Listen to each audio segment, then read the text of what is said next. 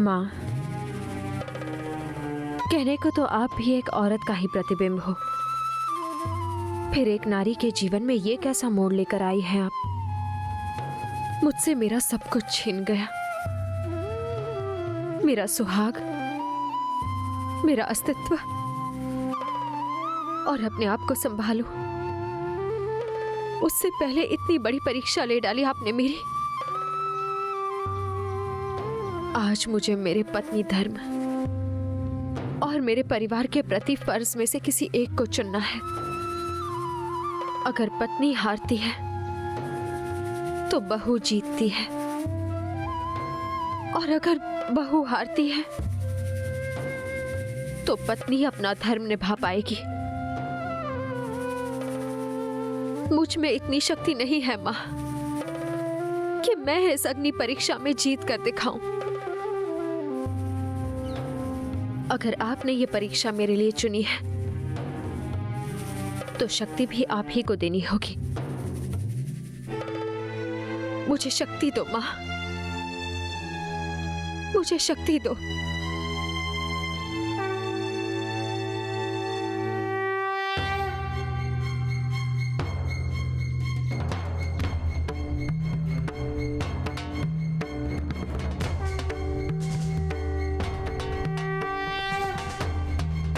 मां, मेरे नाहर आप ही के शरण में आए हैं तो उन्हें कह देना कि अपनी सलोनी को माफ कर दीजिए। मैंने उनसे वादा किया था कि उनके परिवार पर कभी आंच नहीं आने दूंगी। आज एक वादा निभाने के लिए बहू अपने पत्नी धर्म के कई रस्मों को तोड़ने का पाप करने जा रही है। मुझे शक्ति दो।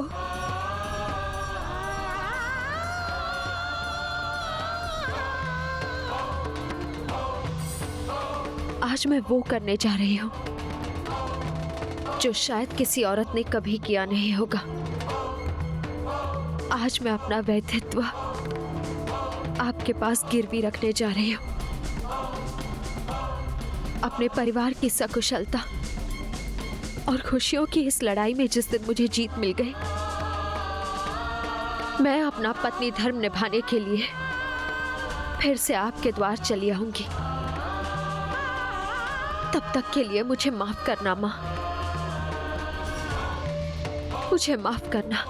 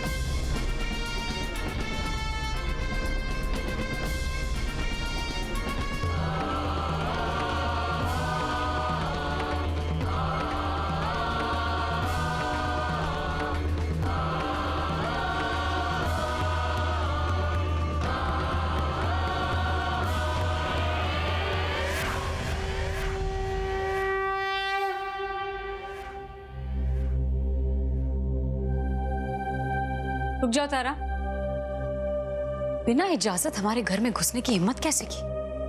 कहाँ जा रही हो?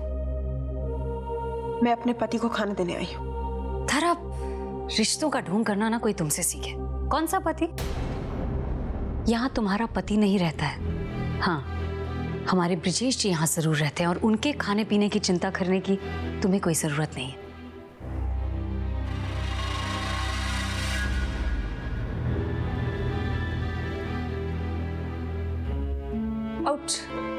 रिश्तों के बारे में बोलने का तुम्हें हक किसने दिया है? पति पत्नी का रिश्ता क्या होता है ये तुम क्या जानो? 7 जन्मों का बंधन है, जो कोई तूफान नहीं तोड़ सकता। I'm sorry तारा, बंधन तो टूट चुका है। ब्रिजेश ये अब सिर्फ हमारे हैं। ब्रिजेश को अपनाने के लिए तुम्हें कई जन्म लेने पड़ेंगे जीजी। 7 फेरों में बंधे हैं हम, 7 जन्मों तक एक साथ रहेंगे। भगवान भी चाहेगा ना तो हमें अलग नहीं कर सकता है। तो तुम चीज क्या हो? मैंने अपने भाई को जानबूझकर नहीं मारा। मैं कह रहा हूँ मैंने उसे जानबूझकर नहीं मारा। मैंने उसे नहीं मारा। छोड़ो! खबरदार जो तुमने ब्रिजेश के पास जाने की हिम्मत भी की। छोड़ो, मेरा हाथ छोड़ो।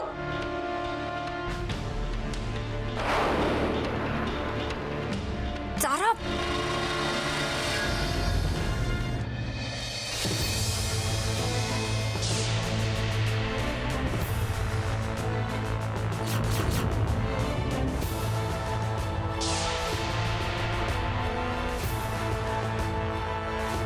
तुम्हारी हिम्मत कैसे हुई मेरे घर में घुसने की? सलोनी, ये क्या नाटक लगा रखा है? तुम जैसी धर्म कर्म रस्मों रिवाज की बातें करने वाली औरत को क्या हो गया अचानक? इतना बड़ा आधार? तुम्हारी ये साज सज्जा देखकर तो हैरानी हो रही है हमें। हैरान क्यों? ये एक सुहागन का लिबास है, सुहागन का श्रृंगार। तुम्हारे झूठ पर अब कोई यकीन नहीं करने वाला। बहुत खेल खेल लिया तुमने, बस अब और नहीं। खबरदार जो तुमने भाभीसा को भाईसा को खाना खिलाने से रोका तो। मुझे मार डालेंगे ये लोग। नहीं, ये लोग मुझे मारेंगे। छोड़ो मुझे, छोड़ो मुझे। देखो मैंने जानबूझ के नहीं मारा उसे। सलोनी आ गई, देखो देखो, खाना खा लो। नहीं, भाई साहब पहचानिए मुझे, मैं आपकी सलोनी भाई साहब, जिसे आप इतना प्यार करते थे। बड़े भाई की तरह जिसके सर पर आपने हाथ रखा था।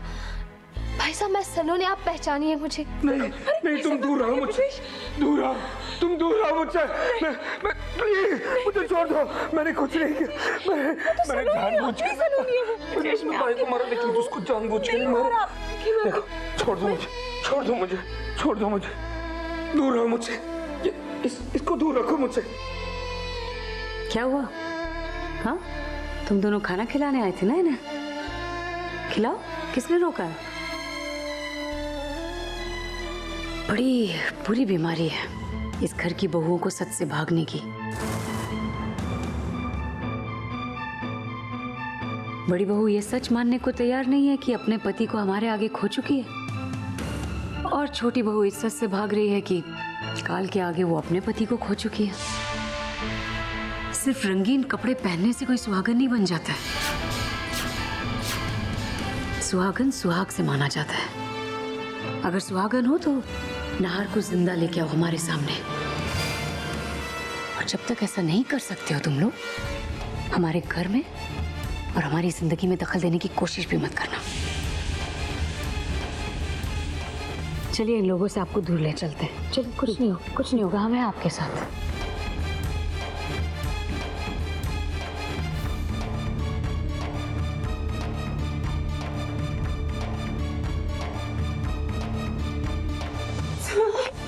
सलोनी, कहाँ थे तुम दोनों?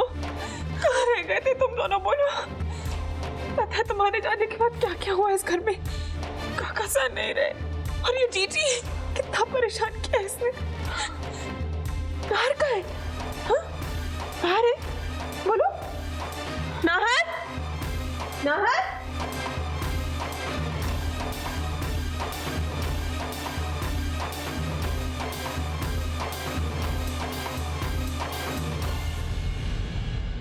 बाबू, खाना खा लीजिए। मैं कुछ नहीं खाऊंगी। मेरे बच्चे मेरे पास नहीं है, कुछ भी खाने का मन नहीं है। जब नाहर आएगा तब खाऊंगी। बाबू साहब, थोड़ा सा खा लीजिए,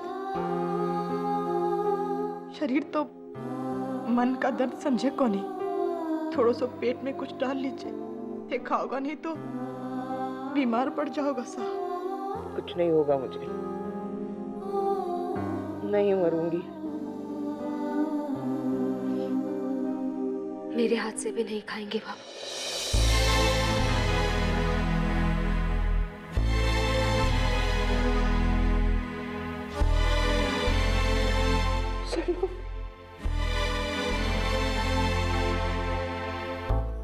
कहाँ चली गई थी तुम? अपनी बाबू को छोड़कर कहाँ चली गई थी?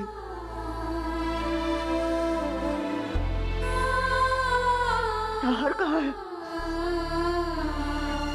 नाहर?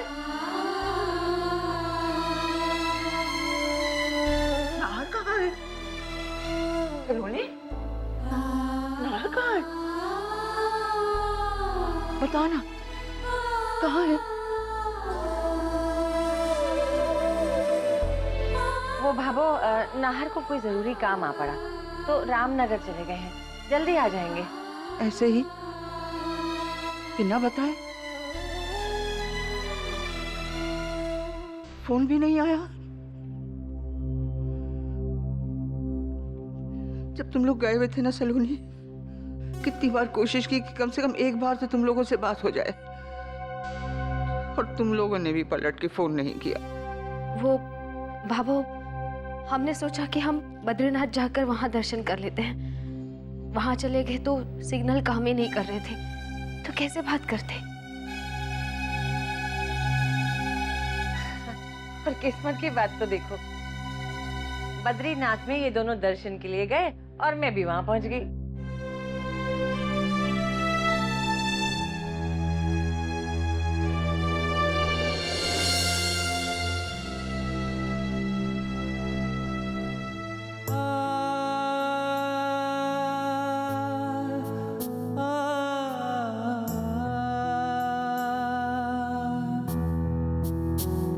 समझ नहीं आ रहा भाई, ये क्या नए रिवाज शुरू हो रहे हैं। इतना बड़ा घर होते हुए ये चौथ की रस्म बाहर क्यों?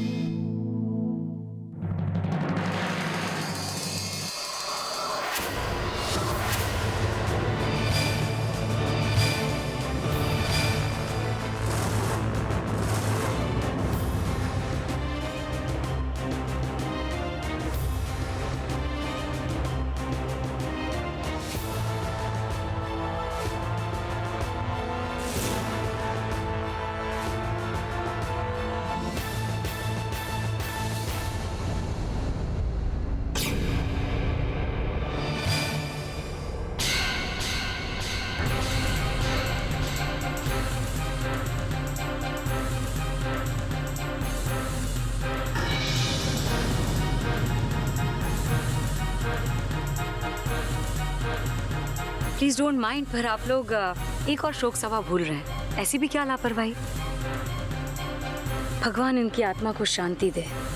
जैसे भी थे तो भले इंसान। ये क्या कर रही हो तुम?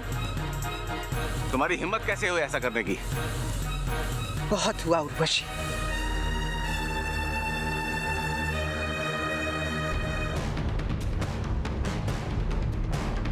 खबरदार, खबरदार जो मेरे नाहर को लेकर एक और अशुभ बात निकाली अपने गंदे मुंह से। क्यों कर रही हैं ऐसा आप भाभो? एक माँ होकर आप नहीं चाहती कि आपके बेटे की आत्मा को शांति मिले? अरे मरे हुए इंसान के लिए कुछ तो इज्जत रखिए, वरना बेचारे की आत्मा भटकती रह जाएगी।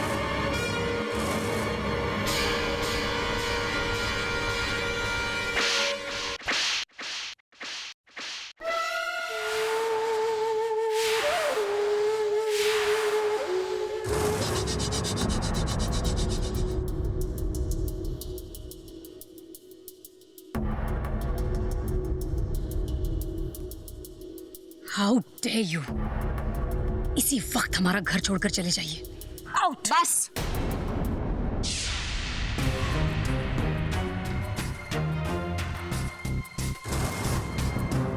बहुत मजाक उड़ा लिया तुमने हमारे घर में घुसकर हमारी भावनाओं का। अब बहुत हो गया। मजाक? मजाक तो तुम उड़ा रही हो सलोनी। पत्नी धर्म का, रिश्तों की सच्चाई का। पति के ना होते हुए भी मांग में सिंदूर और मंगलसूत्र का ढोंग क्यों?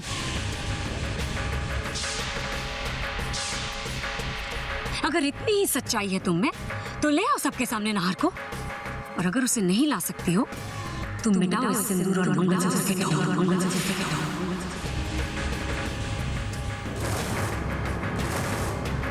ना तो मुझे तुमसे ये जानना है कि मुझे क्या करना है और क्या नहीं, और ना ही मुझे तुम्हें कोई सबूत देना है। रिश्तों की परीक्षा उनके सामने दी जाती है जो रिश्तों का मतलब समझते हो, और तुम रिश्तों का क्या, औरत होने तक का मतलब नहीं समझती। अब तुम बात पलट रही हो सलोनी। साफ साफ कह क्यों नहीं देती कि तुम नाहर को सबके सामने ला नहीं सकती?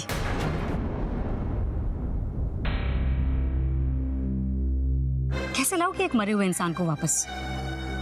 Nahar is dead. नाहर मर चुका है सलोनी।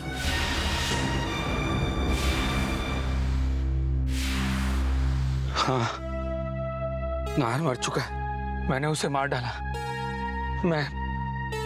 मैंने नाहर को मार डाला। नहीं भाई साहब, आपने कुछ नहीं किया है। आपने कुछ नहीं किया है। नाहर ठीक है। नहीं, मैंने उसे मार दिया। नहीं ब्रिजेश, आपने कुछ नहीं किया है। मैंने उसे मार दिया। मैंने उसे मार डाला। नहीं ब्रिजेश, आपने कुछ नहीं मैंने किया। अपने छोटे भाई को मार डाला। भाई साहब, नाहर जिंदा है। नाहर जिंदा है तो उसके जिंदा होने का सबूत दो। थारी धौने बड़ी आई थानेदारनी सबूत मांगने वाली। अरे अपनी औकात देखकर मुंह खोलना सीख। नहीं लाएंगे हम उसे सामने।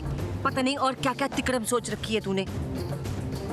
जिन्हें विश्वास दिलाने की जरूरत है उनका विश्वास है मेरी बात पर। तो क्यों मैं तुम्हारे कहने पर नाहर को सामने लाऊं? चलो ठीक है, हमारी तो कोई औकात नहीं, लेकिन तुम्हारे परिवार की तो है ना सलोनी। हमारे लिए ना सही, अपने परिवार के विश्वास के लिए तो ला सकती हो ना नाहर को वापस।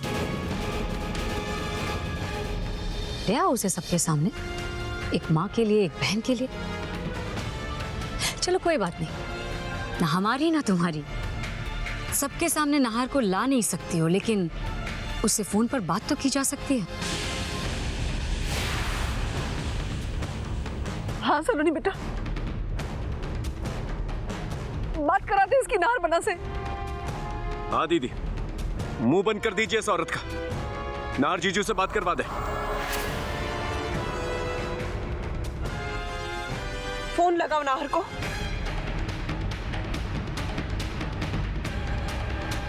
लगाओ फोन नाहर को, लगाओ।